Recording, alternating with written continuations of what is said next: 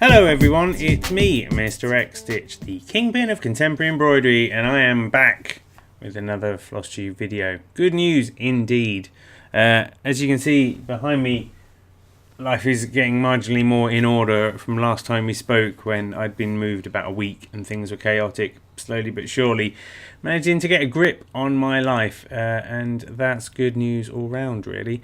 I thought I would take the opportunity to share a few bits and pieces with you that I've got coming up soon. Now is February, amazingly, and at the end of this month I'll be heading down to Olympia in London to set up for the Spring Knitting and Stitching Show, which runs from the 1st to the 4th of March. I've been going to it for a number of years and I've been working at it for a number of years, and this year is no exception. I have a stand that will be called the MrXStitch Guide to Cross Stitch, and I thought I'd take the opportunity to tell you a bit more about that really. Before I get into it too far though, if you are interested in going, there's a link to the show in the notes below, and if you use the code MrXStitch you'll get £2 off the price of an adult ticket, which cannot be bad at all. If you're into knitting and stitching, and if you're within shooting distance of London, I would definitely recommend it as a good day out. And yeah, you'll get to see me, so how good is that? But before I get into too much detail, FlossTube videos are meant to be about people doing stitching, and I'm the guy who often doesn't do any stitching, that being the real irony of my life.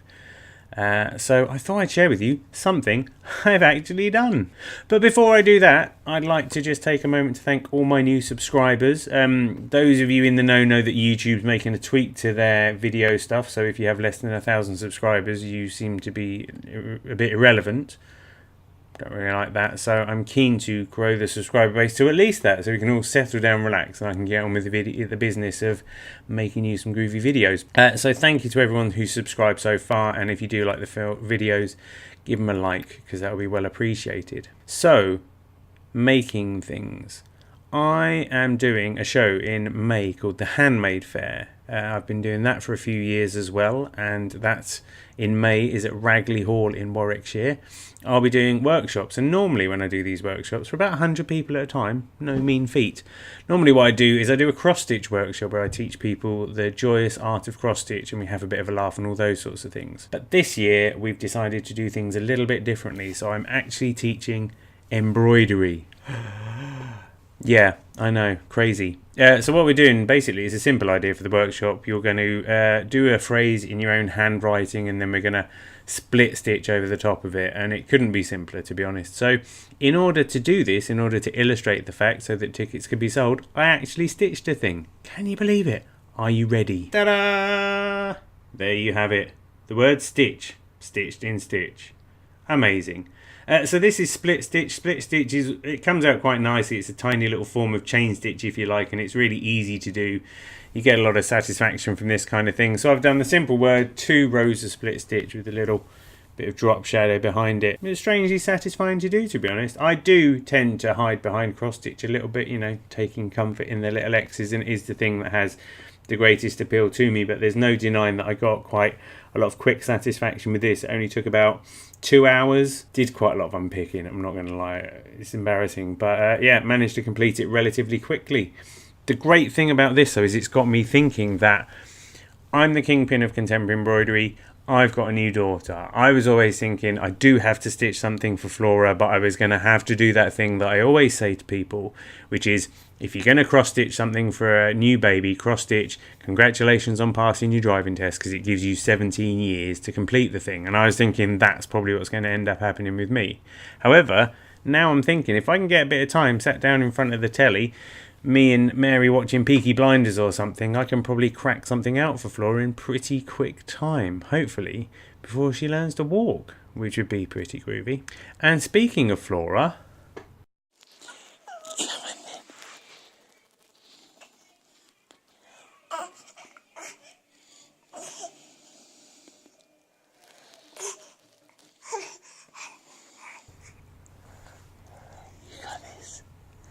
so I filmed that video yesterday, and that was the furthest that she's crawled at all, and she's amazing. I really like being a dad. It's the sort of thing I hadn't realised I really wanted in my life. Not that I would have done it any sooner, but I really do I just love seeing her personality come out and seeing her grow and learn, and she does copying things and stuff now, and it's just terrific. I tried the other day as well to see whether she was interested in being on YouTube. Oh yes, it's Flora. What do you say, my little darlings? That's a microphone. Are you going to talk into it, or are you going to try and eat it? I'm going to eat it. What do you say? Wow, wow, wow, wow, wow, wow, wow, wow. Wow, wow, wow, wow, wow, wow, wow, wow. Oh, lovely. Yes, quite. She's got good hair. Yeah. Yeah. You got 2 teeth. Okay. And I think that that's probably going to take a bit of work to get sorted out, to be honest. But it'll be interesting because after I finish at the Spring Knitting and Stitching Show, literally the next day on the Monday, my wife goes back to work, and she's working 4 days a week in her job. So that means that I'm going to be doing 3 days a week of daddy daycare. I mean, we'll be locking her in a cupboard for the... We won't be locking her in a cupboard. She's going to be looked after by a family member for the other spare day. But basically 3 days a week, me and Flo. And, it's going to be good. It's going to utterly ruin my ability to hit deadlines. But I'm, you don't get the opportunity very often to spend that much time nurturing a child, I think. I'm not sure. So it'll be good. I'm looking forward to it. The other thing that I think's both terrifying and exciting is that I'm going to start tapping into a lot of the sort of activity groups. And I know that obviously the older children get, and then women end up going back to work and stuff, the gender bias won't be as bad as it might be. Hopefully there'll be a few dads around. But yeah, I mean, I'm not really bothered because, gender issues notwithstanding. But it is going to be quite funny when people find out what I do for a living.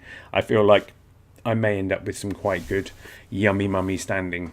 So I guess we'll find out, really. But anyway, enough about that. Let's talk about the Spring Knitting and Stitching Show. So yes, from Thursday the 1st of March through to Sunday the 4th of March, the Spring Knitting and Stitching Show will be happening at Olympia. And as I said before, I'm hosting the MrXStitch Guide to Cross Stitch, which is conveniently the title of my new book. Haha! Copies of that will be on sale, signed copies, obviously. It seems like a good thing to do. But as well as being that, and an opportunity to promote XStitch magazine, a modern cross-stitch magazine from Modern World, I'm doing what's called the Guide to Cross Stitch. So the idea really is that there's a bit of an explanation or a bit of a showcase of what cross stitch is capable of, modern things as well as kind of older things and stuff like that. And it's an evolution of an exhibition that I had at Farnham Pottery last year, which is very much the same thing. So it should be quite groovy, really. Now, in the middle of the exhibition space, we'll have degree students from the Royal School of Needlework who will be teaching cross-stitch to people. It's great having the degree students on board. They're learning hand embroidery at the Royal School of Needlework, and they're learning exemplary embroidery skills.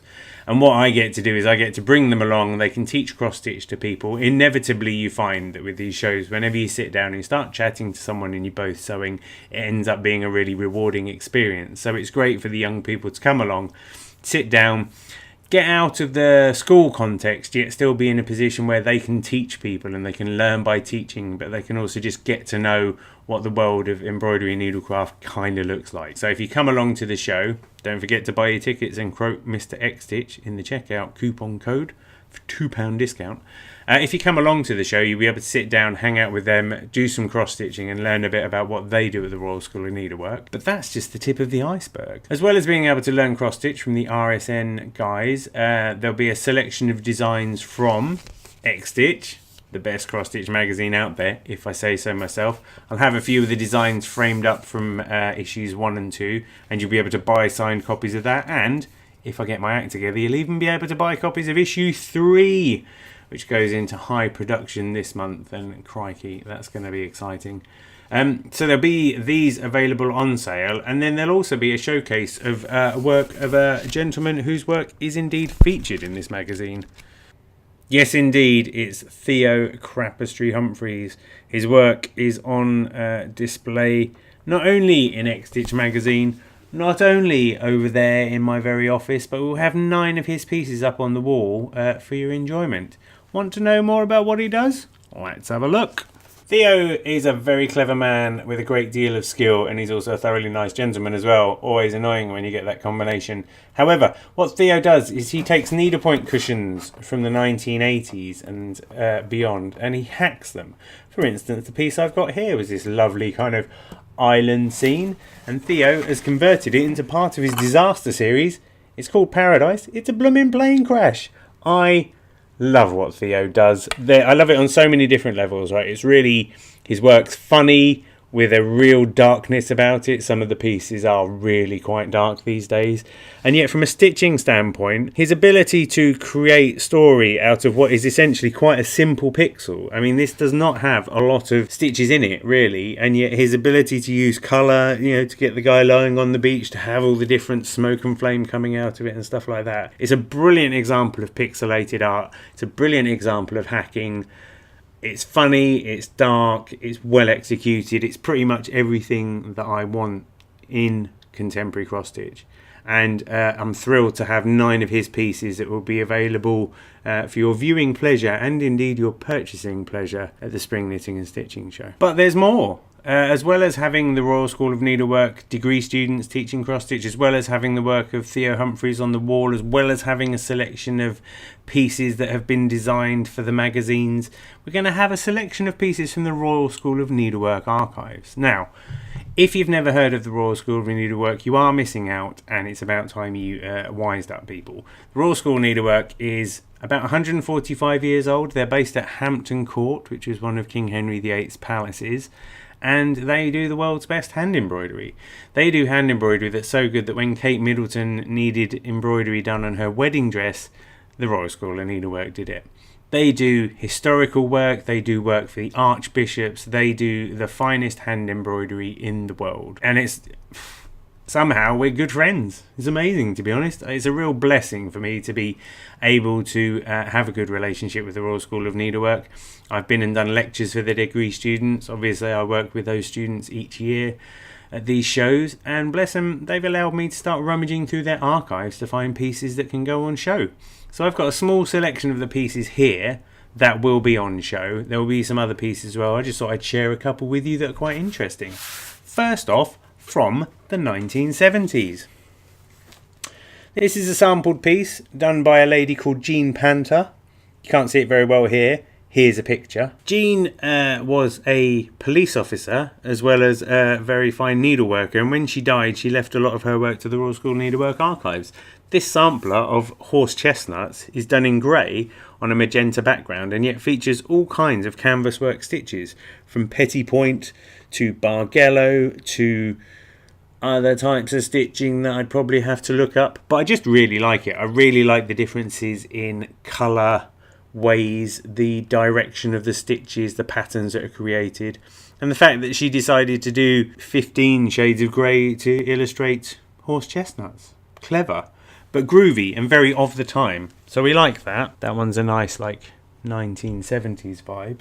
If we go back in time a little bit further, when you're a student at the Royal School of Needlework, you have to learn how to do all the stitches, and so often you get to do samplers.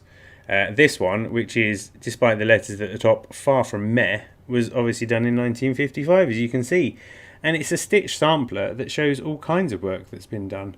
From cross stitch, various types of needle point. In the centre, this blue section shows all kinds of other canvas work stitches that can be achieved.